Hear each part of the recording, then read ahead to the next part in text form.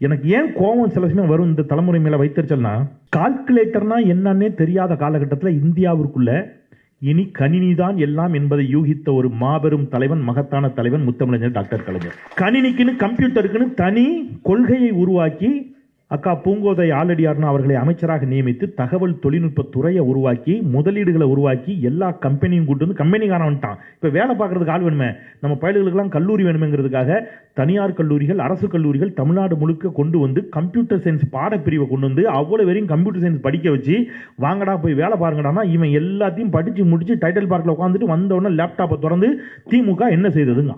நம்முடைய வாழ்க்கையே ஒரு தலைவன் மாற்றி இருக்கிறானே, காலம் முழுவதும் அவனுக்கு நாம் நன்றியோடு இருக்க வேண்டுமா இல்லையா?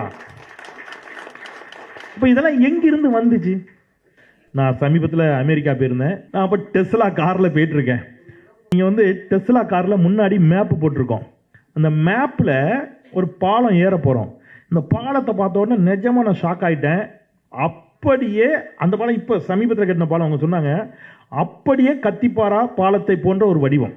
இதை பார்த்து கட்டினாங்களா நான் சொல்லல. ஆனா இப்படியான ஒரு பாலத்தை அத்தனை ஆண்டுகளுக்கு முன்பு தொலைநோக்கு பார்வையோட ஒருத்தர் கெட்டிருக்காரு பாருங்க. எவ்வளவு பெரிய விஷயம். அந்த கத்திப்பாரா பாலம் இல்லைன்னா நான் ஒன்னு சொல்றேங்க, அந்த ஒண்ணுத்துக்கே இன்னும் ஒரு 10-15 எலெக்ஷனுக்கு ஓட்டு போடலாங்க திமுகவுக்கு.